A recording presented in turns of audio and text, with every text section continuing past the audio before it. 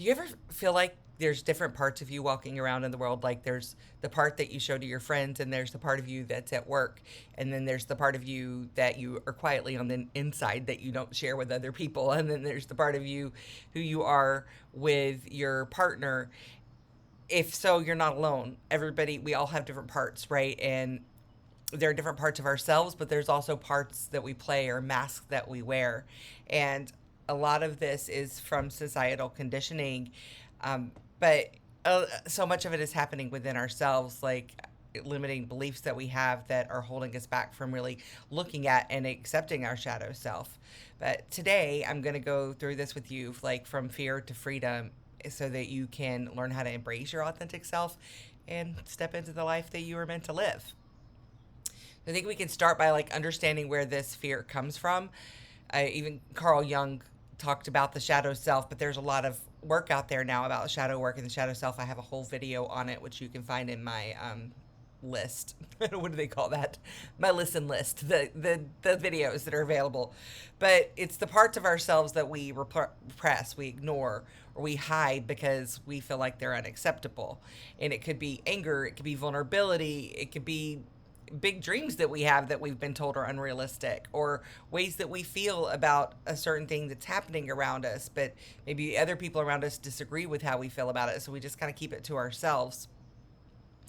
But this all comes from like a conglomerate, is like this is a combination of societal conditioning, yes, of people telling us what we should be or how we should be in order to be accepted, but also from our past experiences. We could have been criticized for being a certain part of ourself, or you're too sensitive, or, different phrases that we're told that make us feel like there's parts of us that are unacceptable. So we start to hide those parts of ourselves. We start to internalize that criticism and criticize ourselves when those parts start to come out later on in life. And then, of course, negative self beliefs, like, thinking that you're not good enough, or people won't like the real you, or I'm fundamentally unlovable. And these kinds of things, these fears are completely natural. And it's a survival mechanism. I've talked about this before. Like it's fear that keeps us alive, but also fear that's keeping us from living, ironically. And that's when it becomes a problem, is when it's stopping us from being who we truly are. So, how are we going to break free from this? I think, first of all, it's important to face your shadows, to face the parts of yourself that you feel are unacceptable. For me, that was like really, really started to happen when I would just say things out loud that I thought that I had to keep to myself before, things that I felt about my body, about sex, about society, about other people, about so many things. When I started to actually say these things out loud to people I trusted, then I started to notice a lot of them feel the same way and also didn't want to say it out loud, or that it brought new insight to the situation that needed to be there. Like, there's always been value in it. It was never like, oh, I wish I hadn't shared that because now that person agrees that I'm unlovable. Every bit of vulnerability that is brought into the situation has been a payoff for me. It's only brought me closer to my authentic self and closer to more authentic relationships, people who I can function well in the world with, people who I thrive around because they understand how I think and how I see things, even if it's not exactly how they think and see things. But we're able to see each other's perspective because I'm really putting it out there of what it truly is. And, there's a cost to not living authentically. I think it's important to kind of talk about that first. There's so many costs of not living authentically. I've talked about them bits and pieces in other videos, but for one, our manifestations, our people, the things that we are meant to have in life cannot find us if we are representing as something other than ourselves. If someone is looking for you, who you uniquely are, and you're showing up as someone different, when that person comes to find you, they don't see you because you're showing up as something other than who you are. Right? It that leaves us feeling disconnected from others because we feel like no one ever truly knows us. That if they did really know us, then they would feel differently about us, which keeps some walls up in that, like in creating true intimacy and true connection. It also causes us to feel disconnected from ourselves, which I feel is probably the biggest cost that we pay. because having a trusting, loving relationship with yourself is important for making, the decisions that are going to lead you to where your heart truly desires to be in life. It's what keeps you surrounded by the right people. It gets you saying yes to the right opportunities, or even allowing you to see the opportunities that are right for you. When we are connected with ourselves, then we're connected with our inner guidance system, which is the part of us that is connected to everything, right? So by being in connection with that authentic self, we can flow with it. We can work together, using our human capacity of creation and of manifestation in our minds, in our senses, and we can work together with all these pieces of ourselves that lead us to the right places. It's not even a matter of always making decisions, trying to make the right decision. It just becomes a byproduct of who you are and how you move in the world. But also this disconnection from ourselves, it causes a lot of anxiety and stress, and burnout can creep in, because when we're using all of this energy to like put on this front, or to put out this mask, or to hide these parts of ourselves, it takes an incredible amount of energy. And so we don't even realize, like, why am I so tired all the time? And it's because all these things I'm doing, so many of these things that we're doing are really just distractions from this feeling of disconnection from ourselves. And it's just so much less effort when we're moving authentically. Like I said, it's not even something that you're thinking about. You just become integrated, body, mind, and spirit, so that your choices just naturally are in alignment with who you authentically are. And the amount of energy that saves, I can't even tell you. It's crazy, because right now, like, I've been in times in my life where my life was super packed busy, like working 4 jobs and going to school and all these things. Like, I have lived a busy life. In the past few years, I had long COVID, and just been going through a huge, like, dark night of the soul, personal transition, all these things, and I have had a lot of downtime as a result of that. Now that I've been rebuilding my life as my authentic self, my life is very full. Like, I'm a full-time student right now. I've always got assignments and things to do, which I love. I'm enjoying every bit of them. I'm running multiple businesses while creating new things, writing a book, running a podcast, having this channel, spend time with my friends on a regular basis, like have leisure time, have time to keep my house clean, like I like things that it always felt like there's never enough time. Like, there's never enough time in the day, there's never enough time in a week. It's crazy, because I feel like I have this abundance of time, and I'm doing a lot of stuff. Like, I'm doing a lot of stuff, but I don't feel tired. And that's because, for one thing, the things that I'm doing are energizing to me because they're in alignment with my soul. But also, I'm not wasting all that energy trying to be something that I'm not. I'm not wasting all that energy worrying about what other people are thinking of me, or if other people approve of me, or if I fit into some sort of mold. I'm just not using my energy for that, which allows me so much more time and energy to do more of the things that I love and that feel in alignment with who I truly am. So it's like self-perpetuating cycle. We can even go into the, like, no time, no energy, inauthentic cycle that just gets worse and worse and worse, and more masked, more further disconnected from ourselves. Or we can invest in this living authentically, and then it multiplies in the other direction, where we get more and more of it. The more authentic I live, the more time I have, the more I do things that I love, the more energy that I have, and then it increases. And that's entirely a choice. Everything that's happened up until this point, life has happened. There have been things that you had no control over. There have been things that you did have control over. We can talk about accountability and law of attraction and all that all you want. But you have a choice in this moment right now on how you're going to proceed. And every choice you make after this gets to move you towards which direction you want to go in. Whether you want to commit to unmasking and knowing your authentic self and building that true relationship with yourself and really living a fulfilling, satisfying life, or if you want to just keep trying, spinning your wheels, doing the thing that hasn't worked so far. That's entirely up to you. But yes, when we're in connection with our authentic self, when we're living in alignment with our soul, then there's this a greater joy and fulfillment that comes from life, which creates more energy. So we do even more things that we love, right? And then we attract relationships again that align with who we really are, so that when we're hanging out with our friends, instead of leaving feeling exhausted, we leave feeling energized and loved and on fire and lit up and excited and all of these amazing feelings, instead of just like, oh, did I say the right thing? Did I do the right thing? Oh, I hope I didn't offend them. Oh, I hope I didn't sound stupid when I said that. Oh, I really would have liked to have said this thing, but I didn't want to be rude, so I said this other thing instead. And you know, there's a big difference. You can even feel that energy difference, right? When I'm talking about it. So unmasking is about unmasking these parts of ourselves that have been hidden, but it's also like unmasking your limiting beliefs and challenging these inner criticisms that we have. We get to look at ourselves and choose what thoughts we're going to have. We can rewrite these negative thoughts into positive affirmations for ourselves.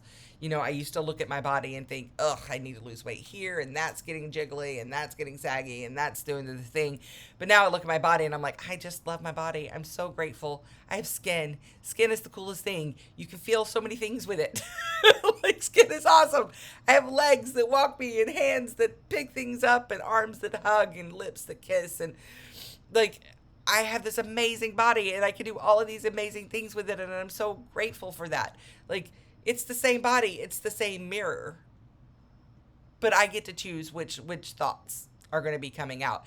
And it really is a rewiring process. I'm sorry, my nose is so itchy today. I don't know what's going on, but it really is a rewiring process to, you just start looking in the mirror and saying kind things to yourself, and eventually you'll start to believe them. Look yourself in the eye and just connect with yourself deeply and say, I love you. I love you, and say it as many times as you need to until you feel it. And do that every day. You get to choose how you affirm yourself. But to replace those limiting negative beliefs about ourselves, replacing them is the way. Like, not to just try to obliterate them and get rid of them, but to replace them with positive things. And they just kind of start to, there's no room for them anymore. You've replaced them quite literally. But when we have a belief that comes up about ourselves, if I'm not lovable, or no one will ever like me, or I'll never, I'll be alone forever, or I just am not accepted where I go, or I'm always the outcast. When you have these beliefs, like, identify it, catch it, running around and be like, wait a second, what was that? What did you say? Identify that belief. And then once you identify the belief, you can be like, what's the fear behind this belief? Once you find the fear behind that belief, you can challenge it. Is this really true? Where's the evidence? And your mind is going to start looking for evidence that it's true. And I challenge you to also go say, where's the evidence that it's not true? Show me all the ways in my life that this isn't true. All the people who have loved me, who do love me, who are there for me when I need it. Like, start challenging that belief, and then you get to reframe it. I am lovable exactly as I am. I came into this world being exactly who I'm meant to be, and I'm not meant to be this person, and I'm not meant to be that person. I am the only person on this whole planet that gets to be me. I am meant to be me. There is a place for me in this world. I am meant to be exactly who I am. You can reframe these thoughts for yourself, and that's, really just such a complete and easy cycle to go through. When these limiting beliefs come up, just, you can just run yourself through this cycle over and over again. Identify the belief, what's the fear behind it, challenge it, and reframe it. I'm going to try to get fancy. I may even put some graphics up for y'all, or not. I don't know. We'll see. Not making any promises. But when we stop believing all these negative thoughts, then we start reclaiming our power. And again, embracing vulnerability is such a big part of this, of stepping into your power, because for one, it takes so much courage to just own who you are without regard to how other people are going to feel about it, or think about it, or say about it behind your back, but to just own it. Like, this is who I am. There's nothing to be ashamed of. This is who my soul chose to be. This is me. And that, there's an empowerment in that, of just owning who I am. I'm meant this way for a reason. But it's also brave, to be vulnerable, to open yourself up.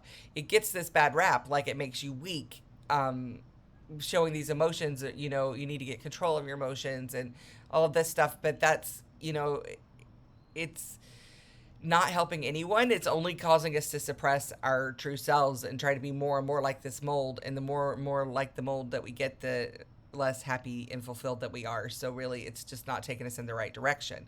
But in reality, like, vulnerability is one of the greatest strengths that we have. It's showing that I'm able to put this softness out there and know that I'm strong enough to protect it, that I'm strong enough that nobody can take it from me. Um, think about moments where you've truly connected with somebody. Chances are that it wasn't from both of you being perfect and agreeing on everything, but through like openness and honesty and shared experiences, shared pain, shared joy, shared healing. Brene Brown talks a lot about vulnerability, and she says, vulnerability is the birthplace of courage, creativity, and connection. And it's so true. When you're being creative, you're literally taking your soul, like these parts of your soul, and putting them into something tangible for other people to see and experience, right? And that takes courage. It takes vulnerability to like really put yourself out there and to connect with others. It's understanding other people's human experience, not just trying to show up as someone who always has it together and always knows the right thing. Like, nobody wants that. Even if you do always know the right thing, nobody wants that.